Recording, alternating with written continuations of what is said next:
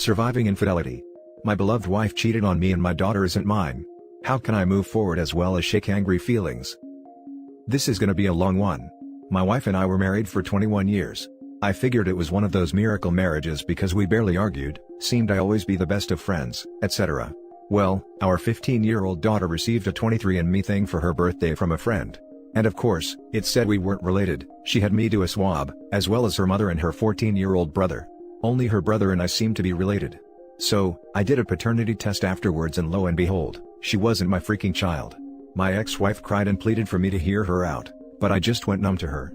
It would be one thing to cheat, but to find out the light of my life isn't even related to me, killed me. Don't get me wrong, I love my daughter with all of my heart. She's still my daughter no matter what. But what's scaring me most is my seemingly vindictive desires. I've never been like this, and I know it's out of anger, but I want her to suffer so bad. The kids absolutely hate her. Which on one end helps that desire, but I know that deep down, she is still their mother and I don't really want them to hate her. Her parents and siblings all are mortified at her.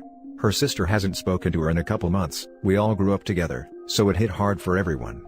Again, this makes me feel great, which in turn scares me, because I don't actually want her life to go into shambles. But I can't help feel euphoric when I learn something in her life is falling apart. Both children are living with me, as they don't view their mother in a favorable light at all right now. I'm thinking about having the talk about them going to talk to her, because as of now, they refuse. The part that breaks my heart the most is that my daughter seems to be overcompensating her roles of a daughter. She makes sure to tell me how much she loves me, and is in essence, being the perfect daughter. But I can tell it's because she knows that she isn't biologically mine, but she desperately wants me to know how much she values me. I'm actually going to talk to her tonight about that. To tell her that she doesn't have to act differently. I just really want to know how to shake the sadness and angry, vindictive feelings. I want to move forward as well as help my children move forward, so they can worry about school and being teens. Please, any advice will help. Now for the top advice. This situation is way above Reddit's pay grade. You and the children need therapy. ASAP. Having said that, let me offer a few pointers from my own experience. Kids don't care about biology. Your daughter will always see you as her father. I love my 2 stepdaughters as much as my 2 biological daughters. Full stop. But she might be worried about you leaving, as I'm sure she's picking up on the anger you have towards her mother. She might be wishing she could never see her mother again, and then making the jump to assuming you are having similar thoughts, and now could act on them as she isn't your daughter. You absolutely need to reassure her that you are in that dad/daughter relationship with her for the long haul. You need to channel that anger to something productive, or at least not needlessly destructive. Needful destruction could be finally demolishing that old garden wall that's been sitting there for 10 years.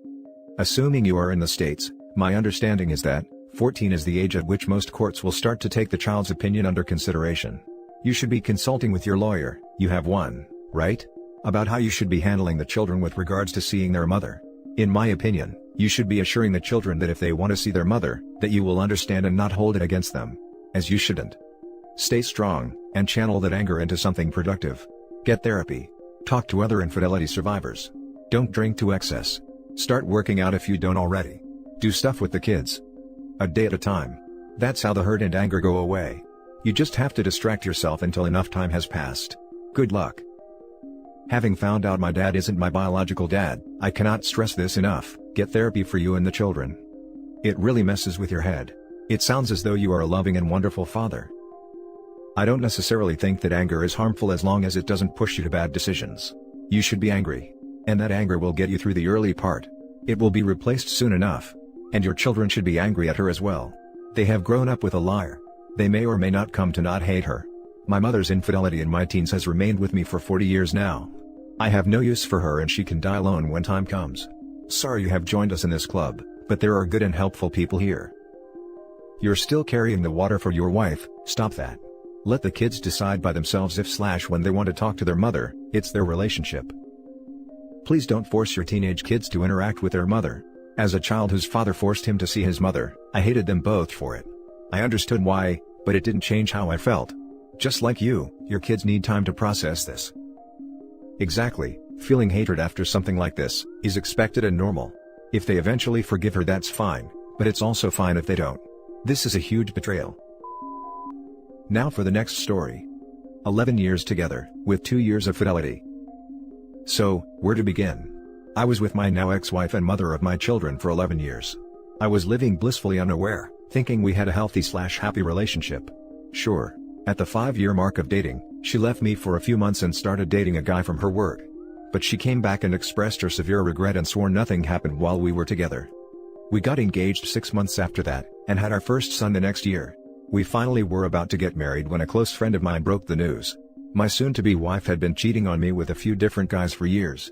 My close friend had a friend that worked in the same restaurant as my girlfriend, and said it was widely known that she was having an affair with 2 different people. Needless to say, I didn't believe a word. I confronted my fiancée and she denied everything, and our wedding went on as scheduled. My no longer close friend sent me a note apologizing for giving me the bad news, but standing by what was said. Fast forward another year and we welcome our second son, and life is good. 2 beautiful happy boys, career is going well, she is able to be a stay-at-home mother and all seems great. We get to a point where she expresses to me that she is feeling a bit run down from the day-to-day monotony, and makes plans to go country line dancing with her girlfriends once a week. I think it's a great idea, it gives her a recharge and gives me a night alone with my kiddos. This goes on for a year or so, and again I am still blissful. Then the shoe dropped. In December, she sends me a text message while I am at work that she is moving out. Obviously shocked and devastated, I ask for answers and explanation, but only receive, "I haven't been happy for a long time." By the time I get home, she has moved all of her things out, she had cleaned out our savings account and had been renting an apartment for the past several weeks. My world is destroyed and flipped upside down. I go from coming home to my loving family and children daily, to not knowing when I will see anyone. Just to compound things, within 5 days, she is openly dating a guy from the country bar she had been visiting with her friends. Fast forward 6 months, we have arranged joint custody, spousal support, and are communicating quite well for the sake of the boys. I bring up the rumors of her cheating before we were ever married, and she finally confirms it's true and so much more. She had only been truly faithful the first year or so we dated, and had been with a number of men the rest of our relationship. Whenever she was out with her friends from work after getting off, she was with different guys. Now I don't even know for sure that my kids are mine. While I don't want her back, the pain felt the same. How could I be so blind, so unaware? I tried to be a kind and supportive husband, but I must have done something to push her away. A year and a half later, and I am used to the life I now have. I see my kids 50% of the time, and I have a very nice girl that cares deeply about me. But that doesn't change the fact that I lie awake at night and wonder if it would just be easier to end it all. I had the life I dreamed of and I lost it. I know people say it gets better, but that hasn't happened for me. Now for the top advice. Just don't marry that very nice girl. Definition of insanity is trying the same thing over again expecting different results. I explained to her that I will probably never marry again, but I fear she thinks my opinion will change over time. She really is kind and great, and deserves more than me. She will most definitely think your opinion will change. And a couple of other things evident here. I'm sorry you were the victim of such a vapid, malignant narcissist of a person, one who would be so Machiavellian as to trap a person in a marriage to depredate them of their emotions, their money and their support, while betraying them completely. It's not your fault. She's a broken person inside. She has a black hole inside her, telling her 24/7 that she's so freaking ugly and stupid and unattractive, that she needs male attention like it's as essential as air. She has no sense of self-worth outside that provided by men in her life. If I may take a guess, it would be due to a CPTSD episode inflicted on her by a male parental figure during childhood. You have essentially escaped from the maw of a cheater, a thief, and an abuser. Leave out her personal issues. The simple fact she was so flippant about traumatizing you repeatedly for 9 years, makes her an abuser. I personally view infidelity as psychological and emotional mistreatment. My viewpoint could be skewed due to my personal experiences, but it's unquestionably abusive to traumatize the person you supposedly love, to treat them as meal ticket, to not even have the respect to provide you the chance of moving on when they themselves moved on. Check your inbox. I've sent my recovery list. One of the activities and it will work for you, I promise. Please, self-harming ideation is never a good sign. Just think about your kids whenever it gets too hard for you. I'm really sorry for putting this pressure on you, for moralizing to a person who is so clearly human and suffering. I know I shouldn't put any more on your plate. But please, just anything but that. Don't take the blame please. She is a toxic individual, destined to implode all of her relationships the same way throughout her life. She will keep burning all those bridges who aren't sycophantic enough for her, until she turns around one day and finds there's no one else left around her. So will it be for the pack of vultures her friend circle is? It's also physical mistreatment, as they may get STDs. Especially if they're serial cheaters, like my ex-wife and OP's wife. Indeed, my ex-wife gave me chlamydia due to her affair with AP. Do you intend to do the DNA test? No, I don't think so. They know I am their daddy. Are you concerned that later down the line they might do a 23andMe DNA test and find out? Seems like it could really blow up in everyone's face by not knowing. You do realize you don't have to share the results with anyone or let her know, right? But at least that way you can prepare for the possibility later. Even if they don't have your DNA, they are still your kids. I guess I see it exactly as you put it. Even if they don't have my DNA, they are my kids. Even if they do take a test later in life, and I turn out to not be their biological father, I don't see how me knowing that, and withholding the information makes it any better for anyone. Now for the last story. Please help. Possible cheating wife. This is my first post. I'm sorry for the length, but there are a ton of details. My heart and soul are in torment and I don't know where else to turn. Backstory: my wife and I, both late 30s early 40s, have been married for over a decade and we have several children of a wide age range. Our marriage has had its ups and downs through the years, but nothing major of note.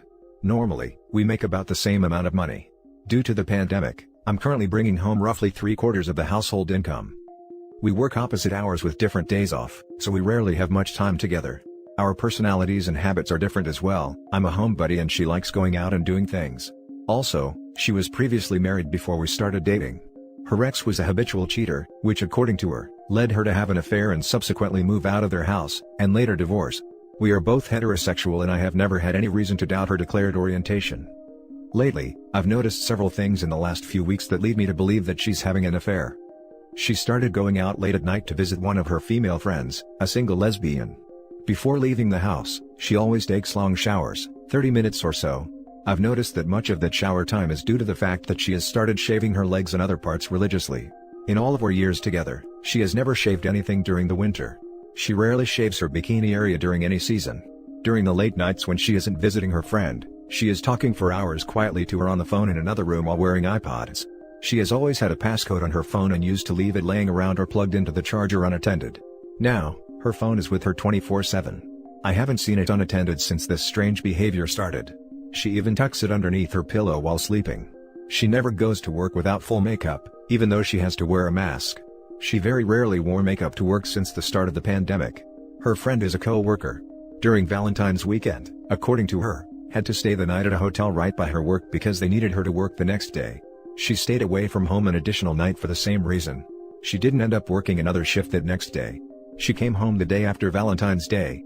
Also, we live less than 10 minutes from her job. I'm now the sole initiator of all kissing and intimate activity. The frequency of activities hasn't decreased, but the intensity has vanished. She's not into it as much as she always has been over the years. We had a talk the evening that she finally came home after being away for 2 days. I didn't accuse her of anything, but hinted around about how her behavior had changed dramatically in recent days. She immediately got on the defensive and started gaslighting me. Everything was, "I don't know what you're talking about," shifting immediately to "I'm delusional, and everything is my fault." As usual when things develop into an argument between us, I ended up apologizing for a plethora of things that had no bearing on the situation, and there was no resolve whatsoever. I've talked about this situation with one of my close female friends who has been through hell, and back in her relationship with her now ex-husband. She believes that I'm probably right about an ongoing affair. She also thinks there's a small chance that my wife is just generally unhappy with her home life. However, both of us agree that there are just far too many warning signs for that to be the likely scenario. I believe that my wife and her friend got a little bit too tipsy one night and it has progressed into a regular thing. As it stands, I'm completely lost, confused, and heartbroken.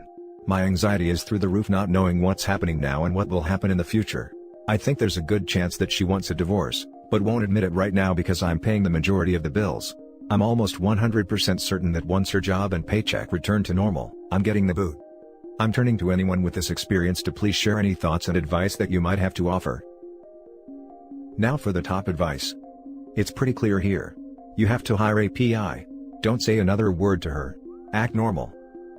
There are so many ways to catch her red-handed. Putting a tracking device in her car, their son's iPad with tracking GPS on, or putting a smartphone recording audio in the room she makes her professional phone calls, etc. But honestly, if the state is a no-fault divorce state, I don't see the point. She's 1000% cheating. He should start planning his exit with a good lawyer, and for the love of God OP, don't tell her you went to talk with a lawyer or display any card you hold until she's served or you're served. We do live in a no-fault state, which is another reason that I have considered.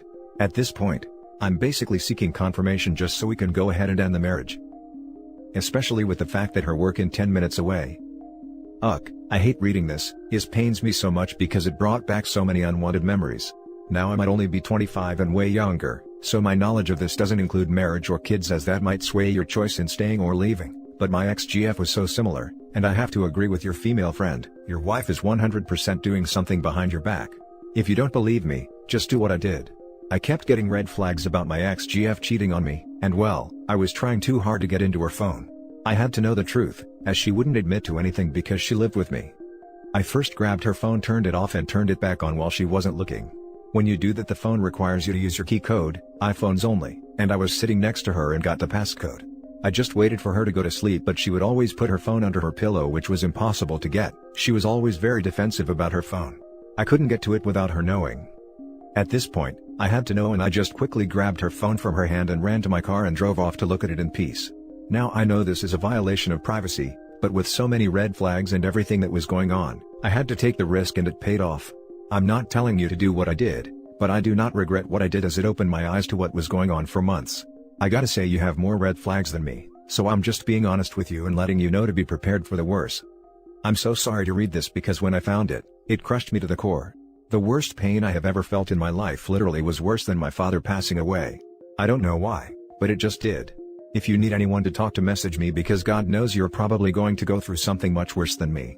I'll pray for you and hope we are both wrong, but don't be naive either. Now your situation is different since I have no kids and we weren't married, and thinking about it, I might consider reconciliation, but that wasn't an option for me. Maybe someone with a more similar experience can come in and help you out. I do wish the best for you and hope it's something else. Good luck. I hate to hear that you've been through this as well. I wouldn't wish this on my worst enemy. I've thought about doing exactly what you did, and it looks like that's what it'll end up happening. Thanks for the words of support. And that's it for this video, guys. If you have thoughts to share, leave a comment below. Don't forget to hit like and subscribe if you like this content. I'll catch you in the next one. Good day, everyone.